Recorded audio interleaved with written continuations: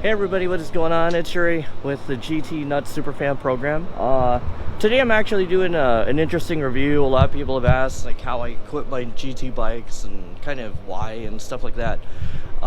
Actually, one thing that I have totally started to gain experience on is dropper levers. As you can tell, like just across the board there's certain things that I like. And I end up standardizing a lot of my bikes that way too.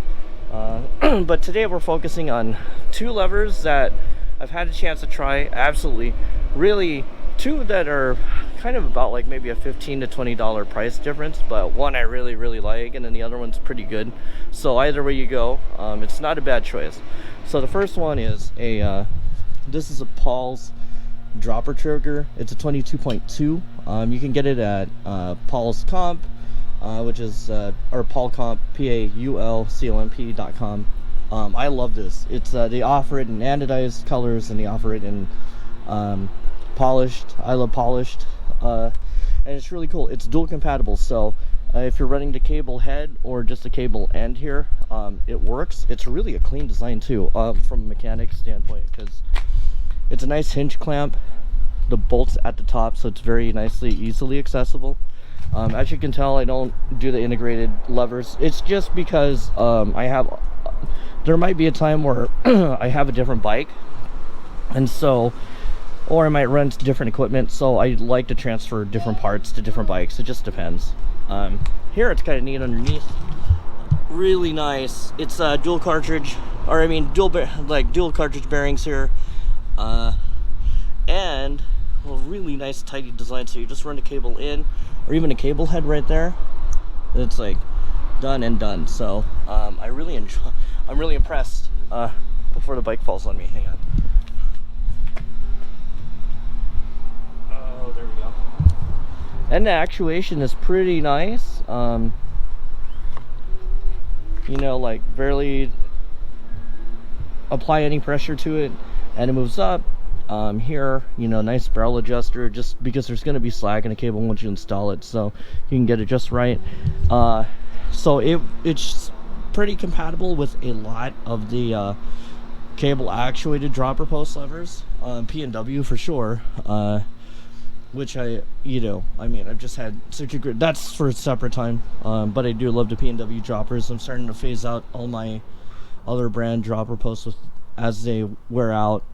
I've just decided, rather than do maintenance, just replace them P&W ones, just because I enjoy their customer service, and people have had a great experience with their warranty, and just a 3-year kind of hassle-free, the honor warranty is kind of a big sell for me, just because I think if you're gonna sell a product, like, you should back it up and provide really great customer service. It shouldn't like take 3 different people to help you. So that's what I like about P&W, and that's why I got in with their droppers. I didn't go with their lever, just because I really wanted something, excuse you, Kara, exceptionally nice. And here, as you can tell with this Paul's dropper trigger, super nice, and I like it. So and it's really durable. It does not feel flimsy.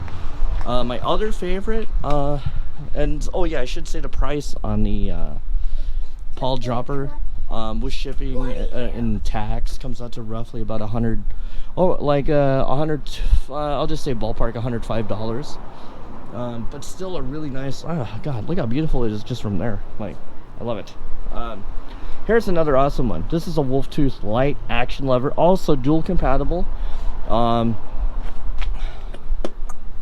So nice. Like, they're both very good quality levers. So either way, it's like, I can't say one is definitely clearly better than the other, just because they both have they both look great, and they feel really good compared to early dropper levers. One of my friends has one on his Trek, and it's bulky and it just feels awful. I didn't think you could get an awful feeling dropper lever so these days. So he's planning to upgrade. I think he might go with the Pauls. I hope he does, because it's like, just really, it feels like a solid quality thing. Not to say that this doesn't, but there's just a je ne sais quoi about how good that dropper trigger feels. It's very impressive. Here it's all, yeah, like I said, it's dual compatible.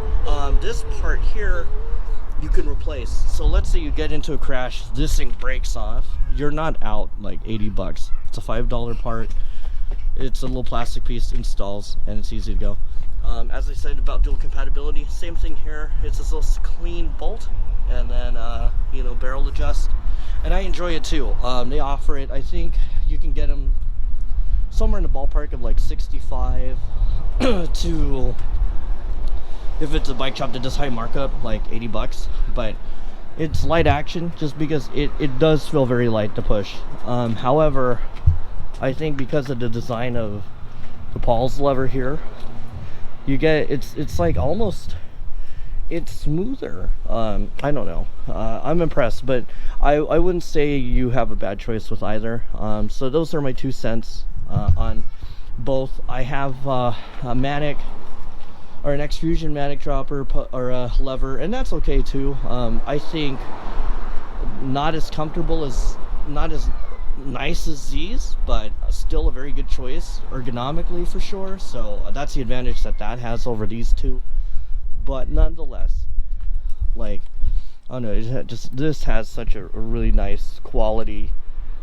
If you hit something, I don't know, like feel, and it's 100%. If you care about something 100% made in America, like from the aluminum all the way to manufacturing, Paul Components is an excellent way to go. If you have any questions, feel free to ask.